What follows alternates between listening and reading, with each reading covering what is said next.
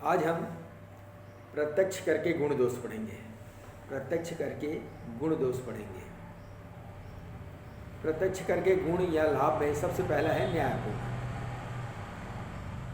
हमारे भारत देश में जो प्रत्यक्ष कर हैं उसमें सबसे प्रमुख उदाहरण है आयकर। जो व्यक्ति जितना कमाता है उसके हिसाब से टैक्स देता है, इसलिए इस प्रणाली को न्यायपूर्ण प्रणाली मानी जाती है। भाई अगर आपको कर दे क्षमता नहीं है तो आपको कर देने की आवश्यकता नहीं है। तो हमारे यहाँ कौन सा कर चलता है? प्रगतिशील चलता है, प्रगतिशील कर प्रणाली, इसलिए इसे न्यायपूर्ण माना जाता है। प्रगतिशील, दूसरा पॉइंट है प्रगतिशील। जब करदाता की आय अधिक होती है तो कर की दर बढ़ जाती है।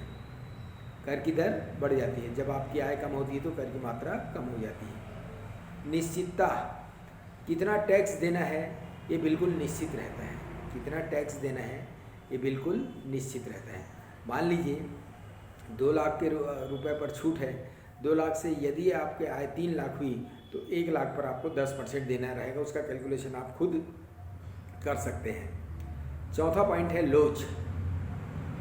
प्रत्यक्ष कर को लोचदार माना जाता है। लोचदार का अर्थ होता है आवश्यकता के अनुरूप घटाया या बढ़ाया जा सकता है।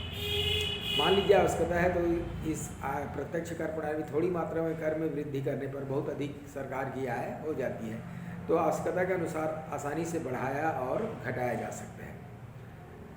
मुद्रा प्रसार के प्रभाव को रोकने में सहायक, ऐसे कर मूल्यों में स्थिरता लाने में सहायक होते हैं। ऐसे कर मूल्यों में स्थिरता लाने में सहायक होते हैं। जब मूल्य बढ़ रहे हों तो सरकार कर की दर बढ़ाकर लोगों की अतिरिक्त क्रय शक्ति को कम कर देती है। इससे मुद्रा प्रसार के प्रभावों को रोकने में सहायता मिलती है। उत्पादक, प्रत्यक्ष कर उत्पादक होते हैं क्योंकि इन करों से प्राप्त आय को सरकार पुनः उत्पादन वृद्धि के कार्यों में लगाई जाती है, अर्थात विकास के कार्यों में लगाई जाती है। नागरिक भावना का विकास, ये महत्वपूर्ण पॉइंट है। नागरिक भावना का विकास, जब आप सरकार को अपने मेहनत की कमाई को कर के रूप में देते हैं तो आप सोचते हैं कि हम जो अपने पैसे को या अपने आय को सरकार को दे रहे हैं, सरकार उसका सदुपयोग कर रही है या नहीं कर रही है। इस बात पर आपका ध्यान जाने लगता है, अर्थात आप में नागरिक भावना का विकास होता है। कर भार दूसरों पर नहीं डाला जा सकता। प्रत्यक्ष कर एक ऐसा कर प्रणाली है जिसमें आप अपने कर के भार को किसी दूसरे पर नहीं डाल सकते हैं। इसका एक एग्जाम्पल देता हूँ। सेल टैक्स नाम सुने होंगे, वो लगता है विक्रेता के ऊपर, परंतु विक्रेता अपने कर भार को उपभोक्ता के ऊपर डाल देता है। वो किससे वसूल कर लेता है?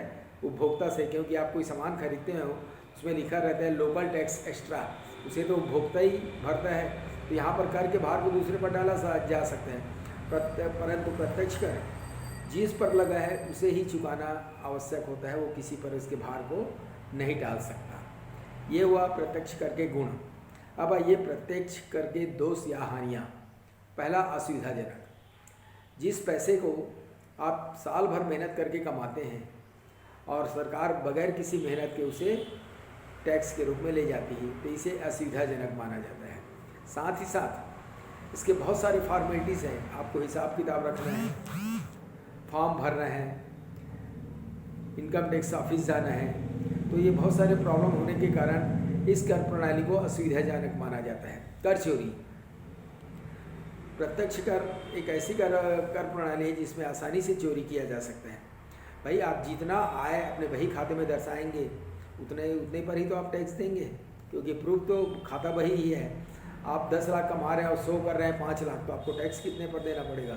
5 लाख पर। तो इस प्रकार कर चोरी बहुत आसान हो जाती है। निर्धारण में मनमानी, आयकर अधिकारी मनमाने ढंग से आय की गणना करके करदाता पर कर लगा देते हैं, जबकि वास्तव में उसे इतनी आय नहीं होती।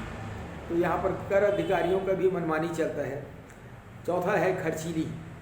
इस प्रणाली को बहुत खर्चीली मानी जाती है।